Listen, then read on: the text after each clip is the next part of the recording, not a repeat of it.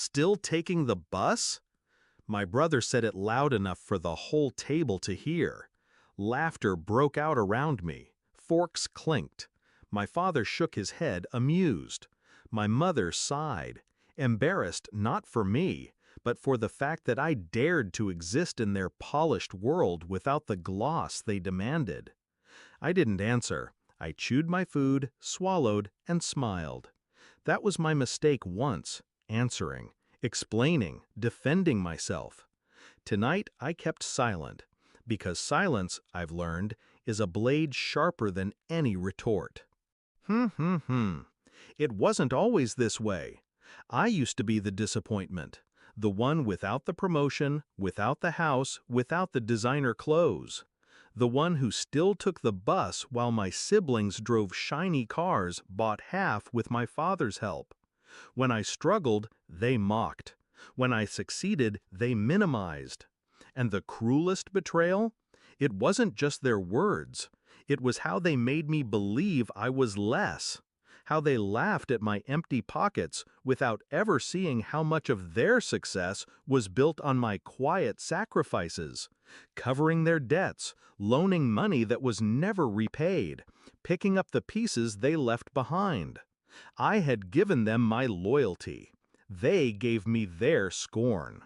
The last time I asked for help, a small loan after my landlord raised the rent, my father's words cut deeper than my brother's mockery ever could.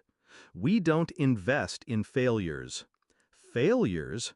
That was how they saw me. Not as family, not as blood, as a cautionary tale they could laugh at over roast dinners. I remember sitting in my dark apartment, rent overdue, stomach empty, and realizing the truth. They didn't want me to rise. They needed me beneath them.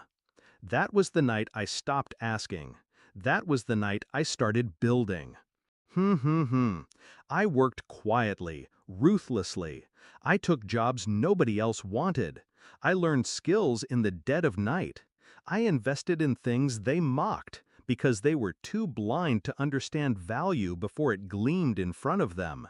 Years passed, and I grew, not loud, not flashy, just steady, silent, strategic. Every insult became fuel, every dismissal a blueprint.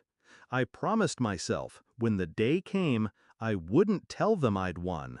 I'd let them choke on the proof. The day came last month. I walked into a dealership, paid cash, not for the car they expected me to drool over, no, for something impossible for them to ignore, a machine that whispered luxury and screamed power. It wasn't about the car, it was about the silence that would follow once they saw it.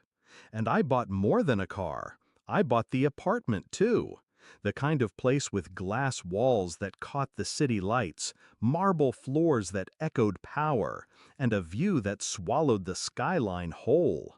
No loans, no handouts, no signatures from my father. Every cent was mine. I planned my reveal like a final act. All I had to do was wait for the right moment. The family dinner was the stage. My brother's taunt was the cue. I let him have his laugh, let them all think I was still beneath them. Then, when the night ended, I walked them out to the driveway. That's when they saw it. Parked beneath the dim light, gleaming black, every curve radiating quiet authority. The laughter stopped. My father's voice cracked first. It costs at least $250,000. I smiled, calm, controlled. Closer to 3, actually, but you haven't seen my apartment yet. The silence that followed was heavy, delicious. My brother's smirk dissolved. My mother's hand gripped my father's arm. I didn't need to say more. The car spoke for me. The apartment was waiting for the encore. The next day, my phone exploded. Calls, messages, missed notifications. Suddenly, the family that had forgotten me existed wanted to know everything. Why didn't you tell us? When did you buy it?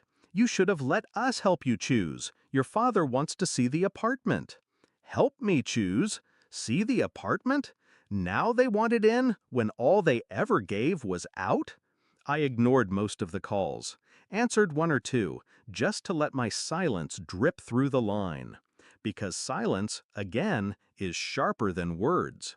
And when my father's number appeared on the screen for the 5th time, I finally picked up. "Son," he said, voice softer than I'd ever heard, "we're proud of you." I almost laughed. Proud? Pride implies belief.